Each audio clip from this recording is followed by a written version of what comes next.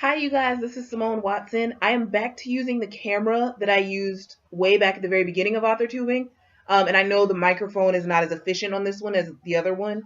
So I hope you can hear me. I'm kind of projecting a little bit. Okay.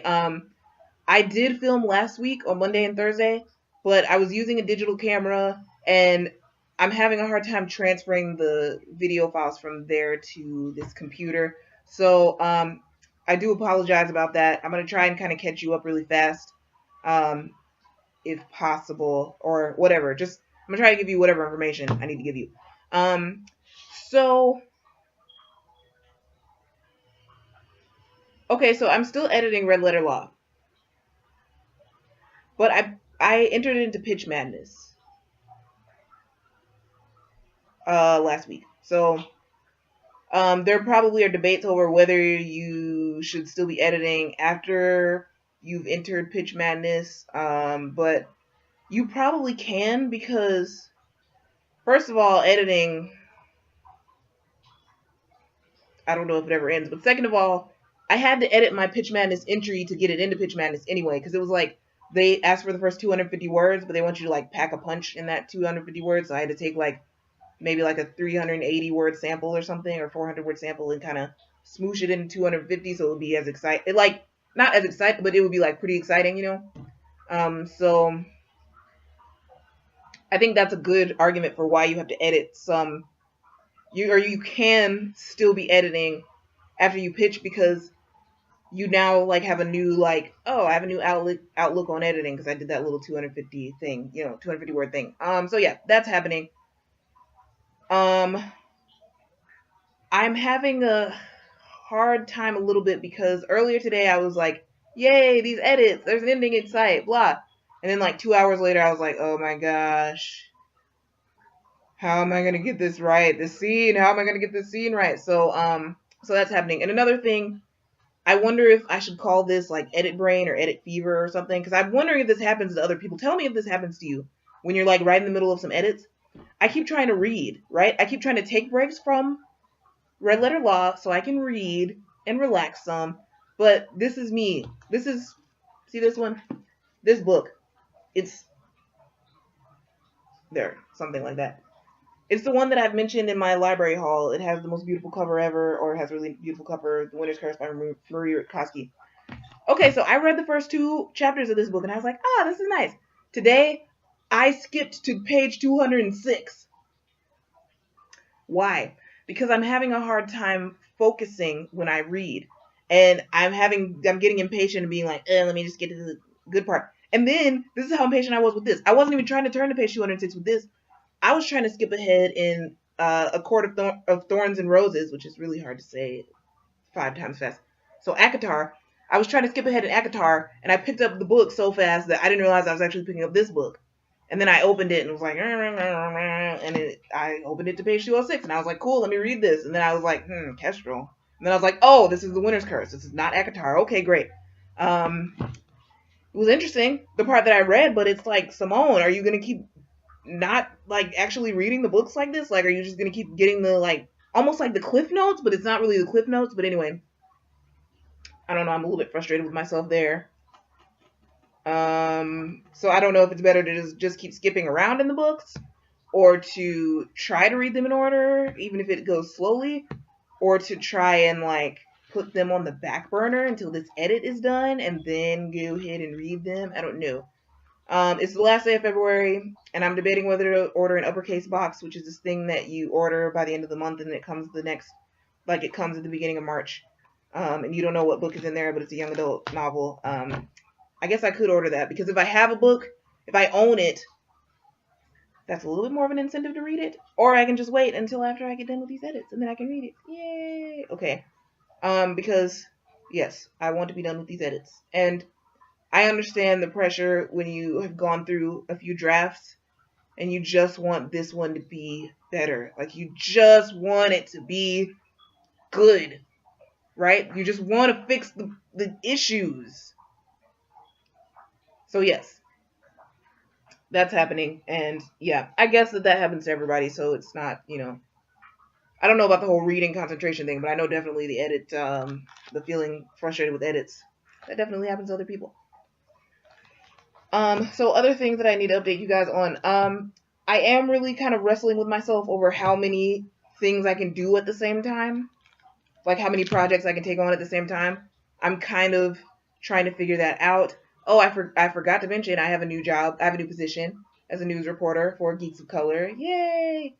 So that is something to incorporate into my routine, and try not to get overwhelmed with the other things that I have to do. Um, and it's cool, like it's not overwhelming in and of itself, but I'm just saying I'm kind of bartering with myself of over how many projects I can do at the same time. I started a new novel last week.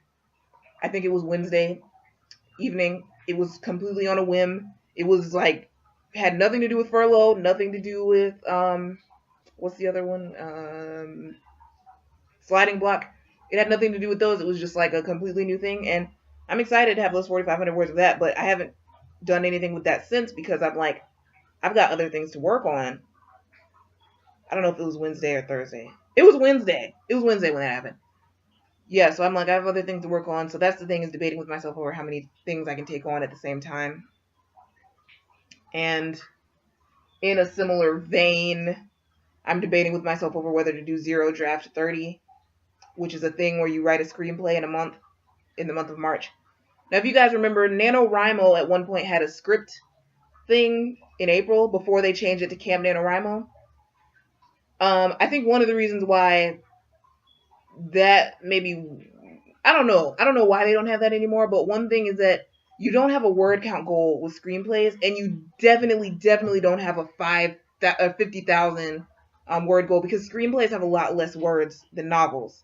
The way a screenplay is, it's formatted in a certain way where you have these like spaces between stuff, and you have your dialogue in the middle, and you'd have to see it, I guess, but like it's formatted in a way where there aren't that many words on each page. And it is estimated that 1 page equals 1 minute of screen time. And when you are a first-time screenwriter, you're not advised to go over 120 pages, which would be 2 hours.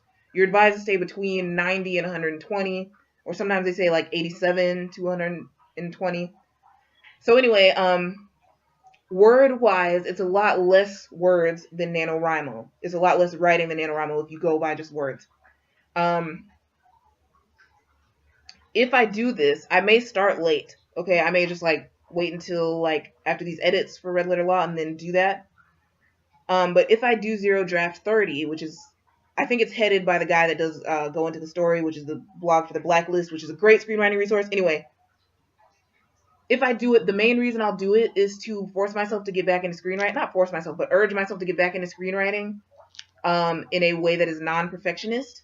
Because Storytime, before I started writing novels, well, I used to write novels for NaNoWriMo, but before I started like really trying to write novels as a career and being like really into it, I did want to be a screenwriter and plenty of other film jobs, but screenwriting was like what I already started doing. I started it when I was a teenager, 15 years old. I wrote a full-length screenplay in 53 days, which is like 8 weeks, 7.5 weeks. And it was terrible. It was structurally deficient, but that's okay because it was done. And it was like, yay, I got something done. I didn't know it was terrible until later, of course.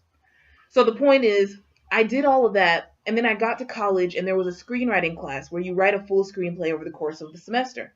And I wanted to be in this class so badly because I felt like this class was going to, like, I don't know, like, really help me with my screenwriting and, like, kind of validate me as a screenwriter, because after writing that first screenplay in high school, I had been working on the second one for a long time. Started the second one when I was 16, and I really had a hard time deciding how to end it. So when I was 20, was I 20? Yeah, I was a college junior. I took this screenwriting class. It also happened to be in the semester where I was like dealing with a lot of stuff and kind of having control problems, and had gotten myself like the hardest schedule possible because I was trying to control things. It's just kind of a weird thing.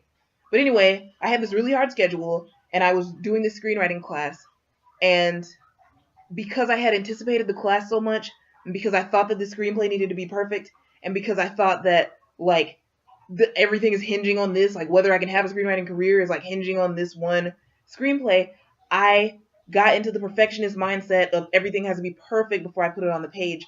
And I ended up not completing the screenplay. And I ended up getting a bad grade in the class. It was not an F. It was not an F. I think it was a D. But because of that, I couldn't count the class toward the minor. I was trying to do a minor in media production, and I couldn't count it with that grade towards the minor. But the thing is, it felt like, oh my gosh, I am a failure at screenwriting, and it hurt me. It really hurt me, and so I didn't do any. I haven't done any screenwriting since then. Oh, well, I have done like a little bit. I did like a page and a half. Oops, I forgot about that.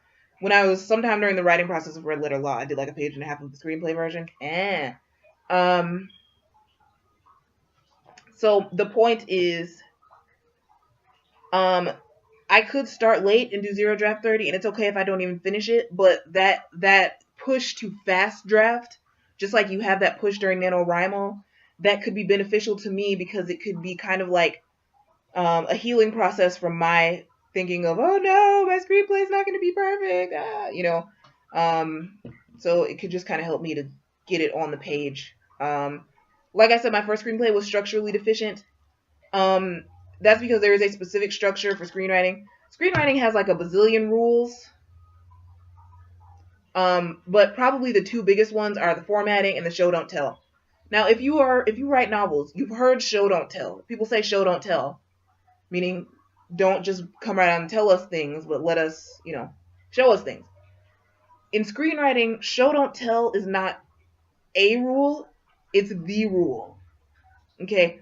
Everything in screenwriting, every rule in screenwriting could be like encompassed in the show don't tell rule, because you literally can't tell. You are not able to tell. This is going to be on a screen.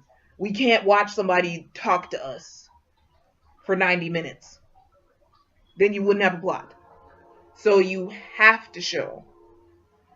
And so that's good as well, I guess, because once you do the screenwriting, you get that little practice at show and tell, and then you come back to novel writing and you start showing and not telling, and yay. So, okay. There we are. Thank you guys so much for watching. Oh, one more thing. I queried Tethered to one agent.